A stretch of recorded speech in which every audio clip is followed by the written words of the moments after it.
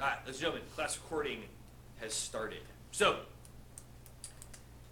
the first part of chapter 17 that we discussed on Friday deals with magnets. And we talked about what magnets were and the different features of the magnet and how it affects the area around it, the magnetic field, and all kinds of things like that. Somebody in the previous class was curious about whether the bar magnet would actually do what it was supposed to do. So after you guys left yesterday, I hung a bar magnet up there, and over the weekend it has stabilized itself so that the North Pole is pointing north and South Pole is pointing south, right? If you know anything about how the streets in Westlake are set up, right? You know, the way that it's pointing right now, Dover Center runs that way. If you take Dover Center, you're gonna run into the lake, and that's where north is. So it fixes itself, so I'll do this here. I realize this is going to be distracting to many of you, but I'll turn it sideways and then we'll just watch over the course of class that it like self-corrects itself, and by the end of class it should be pointing back north again. So try your best not to stare at it the whole time. I realize it's all right. But we talked about that there are some similarities between electric charge and the forces between electric charges and magnets, the North Pole, the South Pole, but they're obviously a little bit different. However, what we find out is that in doing some more tests, looking at some more observations, these ideas of magnetism and electricity are linked together pretty strongly, and that you can't have one without the other. And we take advantage of that fact in how pretty much our world works today. So let's start off here. Section 17.2 deals with the relationship between magnetism and electric current. So starting off, just some background. Again, don't have to write anything down here, but just some background information, okay? In 1820, a Danish scientist named Hans Christian Ørsted is apparently doing a lecture at the university that he teaches at, and flips a switch, starts current flowing through a circuit that he had set up, and notices that there just happens to be a compass nearby, a magnetic object, and that magnetic compass is affected by the fact that the current starts. That when the current is running, the needle of the magnet moves a different way than it was before, turns the current off, that behavior stops, and the magnet goes back to behaving like it does normally, current back on, it switches again, blah, blah, blah. Right? So he makes this observation that the electric current is affecting the magnetic properties of that compass. And so he discovers that electric currents can create magnetic fields. Remember on Friday, we talked about that a magnetic field is that area around a magnet where it can affect the behavior of other objects, other magnetic things, right? There's an area around that magnet where it can affect the behavior of other magnetic things. We call it the magnetic field. What we find out is that if you have a conductor that is carrying current, it makes its own magnetic field. And it looks sort of like this. And you guys have a picture of this on the left-hand side of your outline there. So, what we find out is that the magnetic field will, quote-unquote, circulate around a wire that is carrying current. And when we talk about circulate, right, that means it's going to be in a circular pattern. That the field lines, remember on Friday, we talked about that the field lines represent the field, that area around a current carrying wire. And that the field lines around a wire are concentric circles. That there's just this circular pattern that surrounds a wire. The picture demonstrates the idea that we can look at, remember on Friday, we looked at the picture that showed the iron filings, the little pieces of iron, that if we spread them out around the magnet, it showed us that same pattern that we could draw with the lines going from the North Pole to the South Pole, etc., etc., etc. If you put the iron filings around a wire that is carrying current, those little pieces of iron will line themselves up in concentric circles.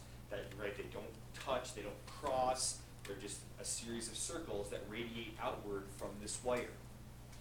Now, this is the pattern that they're in. The direction is important too.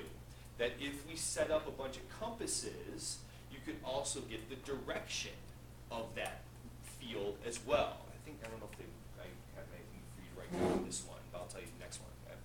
So, if we put the compasses around, all the needles would line themselves up in the same way as it travels around that wire.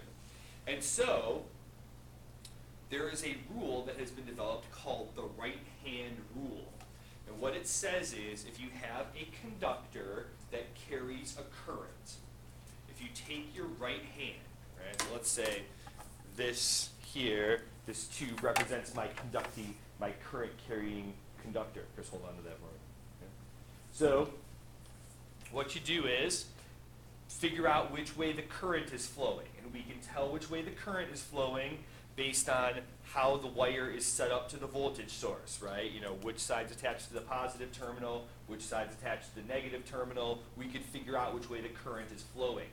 So whatever way the current is flowing, you take your right hand and you point your thumb in the direction that the current is flowing. So let's say the current is flowing from me to Chris. So I take my right hand, I would take my thumb, and I kind of put it along the wire just like this. And then, if I curl my fingers around, that's which direction the field moves. And that's which direction it would take magnetic objects. Remember we said that the field runs from North Pole to South Pole, right? So North Poles would line themselves up in the way that my finger is pointing, right? And that's important, right? Go ahead, you can put it down. So we call this idea, we said, the right-hand rule. That if you take your right hand, put your thumb in the direction that the current is carrying, the current is moving, and then you curl your fingers around that direction, that's which way the field points and how it would affect north poles. What would the north poles of magnets do? They would line themselves up pointing in the direction of whatever your fingers are pointing. Okay? We call that the right-hand rule. I'm not going to be more specific than that. I'm not going to give you into too much more detail than that. Okay? When you start getting into physics and AP physics, we'll talk about how that field is affecting other objects around it and stuff like that. Okay? All right. So for letter C, right? Find the direction of the field. Point the thumb, the right hand in the direction of the current, right? Then the fingers then curl around in the direction of the magnetic field, and we call this the right-hand rule.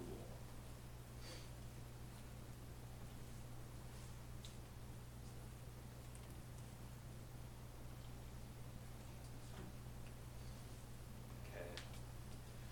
So this idea that the field, the area surrounding this current-carrying wire is a bunch of circles, a bunch of concentric circles in the direction that your fingers curl when the current is carrying in that direction that the thumb is pointing.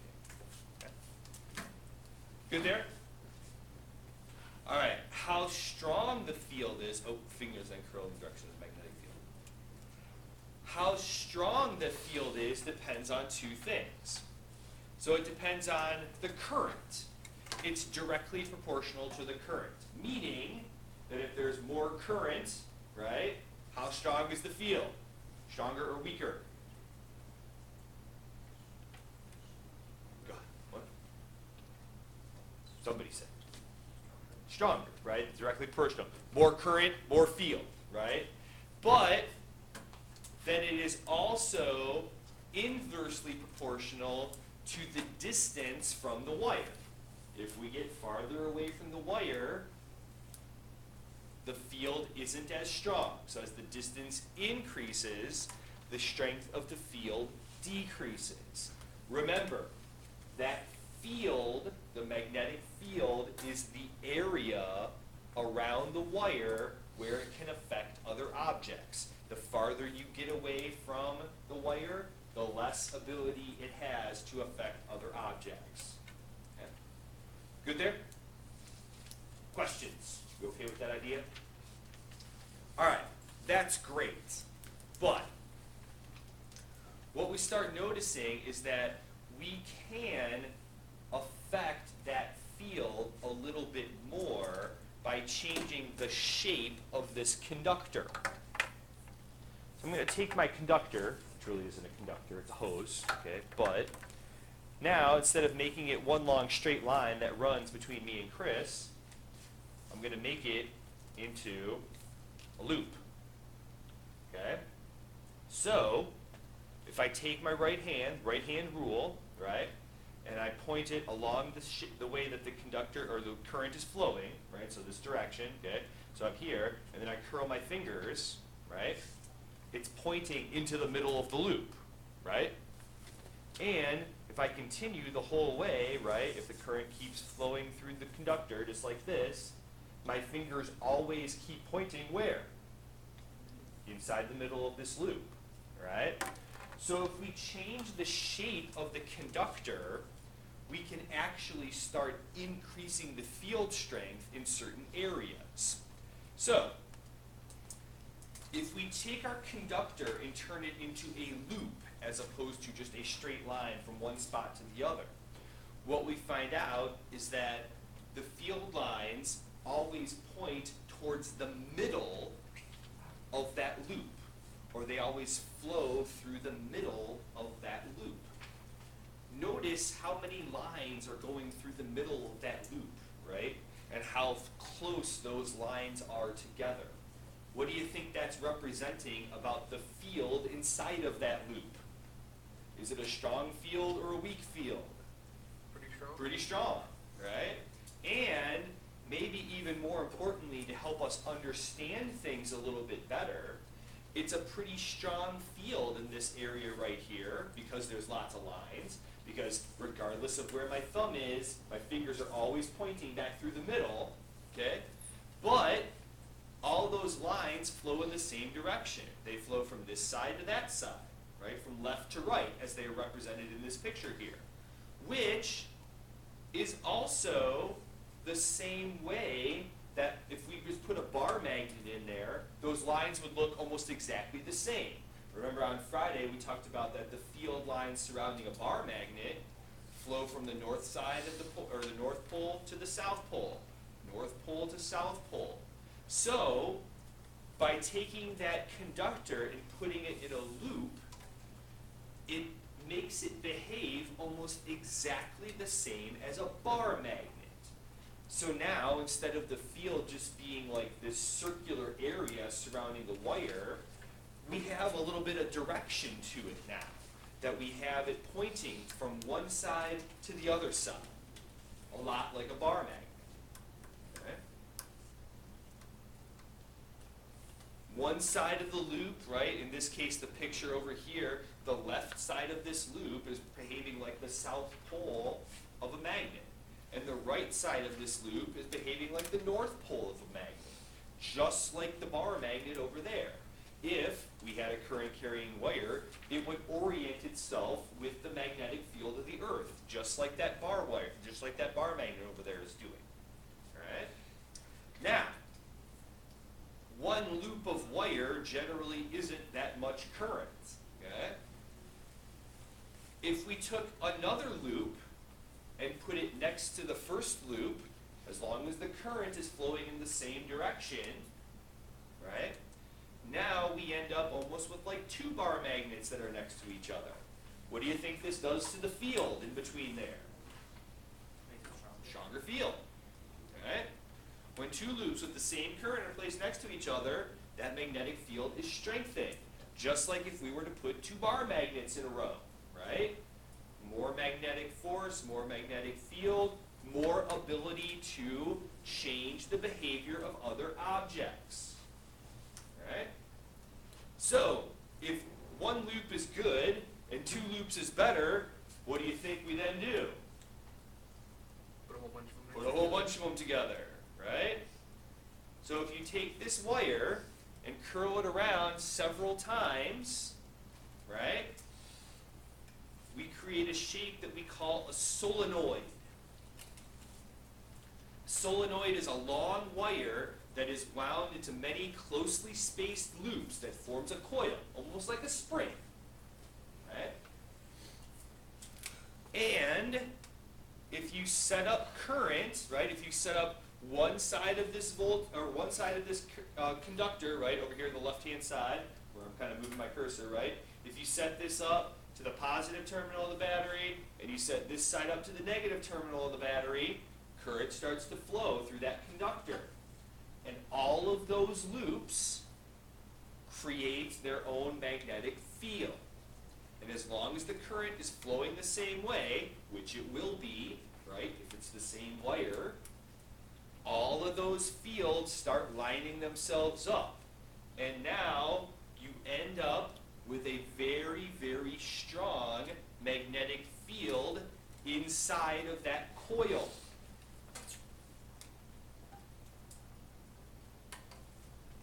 So if you have one big wire that you have looped around several times,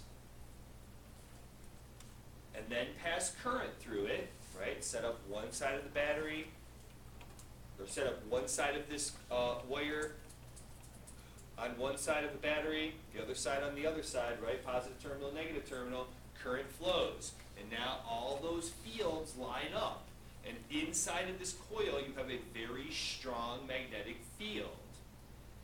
And we refer to this as an electromagnet, because that magnetic field inside of the coil is only there when the current flows. As soon as we stop the current, the magnetic field goes away. So we call it an electromagnet because it only is there when the current is flowing. Okay? Good there? A lot of times what you'll see too is that we will put a piece of metal inside of here, a lot of times a magnetic metal like iron or something like that, and the magnetic field that is created by these coils also creates a magnetic field in that piece of wire, and now it's even a stronger magnetic field. And we can use it to do whatever we want to do. But that magnetism only exists when we have a current flowing through that wire. If we don't want the magnetism to exist anymore, we break the circuit, current stops, magnetism goes away. All right? Good there? This is how a lot of things like alarm system on a window, or like in your car when the car knows whether your door is open or not. Okay, that what happens is if there's a magnet there, the magnet can cause current, right, and that current flows. But as soon as you separate them and the magnetic field stops, the current stops. And so now we know that if the current stops, the car knows, oh, the door's open. Or it knows, oh, the window's open and it shouldn't be open, right? Or something like that. So the current only exists, the magnetic field only exists when the current's there. If the circuit's broken and the current stops, the magnet stops, and then we can use that to do other things. Okay? Good there? All right. So what do we do with this? A lot of our electronic devices that you're familiar with work on this principle. This one you're probably not so familiar with. It's called a galvanometer. Okay?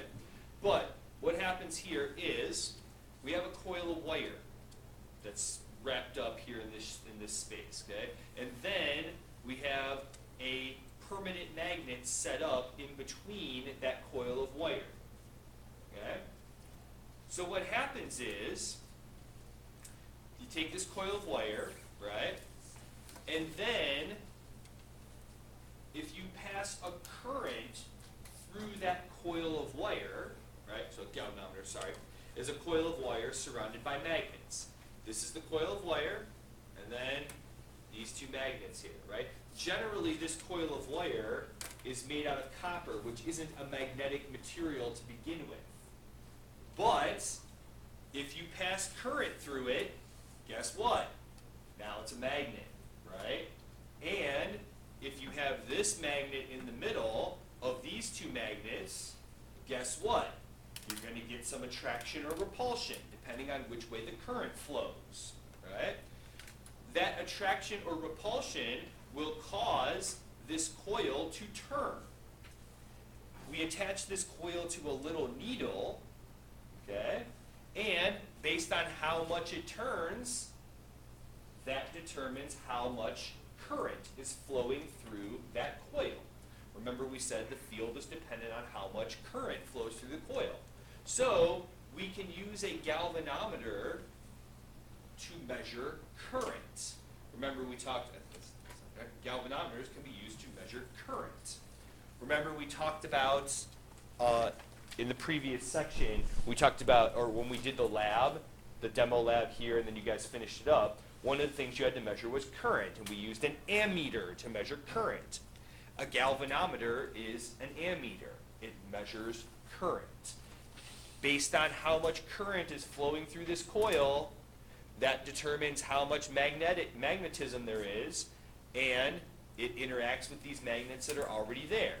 Attraction or repulsion, depending on which way the current flows. How much it turns, we measure that with this little needle. We can figure out how much current is flowing. Okay. Good there? All right. The other thing that you guys are really familiar with, even though you may not, may not think of it at this point in time, is this idea of an electric motor. Okay? Electric motors are pretty much how anything that is mechanical in our world pretty much works. Okay? Whether we like it or not, it's how it pretty much works. So it's a pretty simple setup. You have a battery, all right, a voltage source, and then you connect it to a current. Okay? And it's got fancy names like brush and commutator or whatever, okay, but it's a current, right? It's a circuit. So what happens is we take this wire, right? Again, generally it's copper, and copper by itself isn't magnetic. So it's not affected by these magnets that are here, that it sits next to.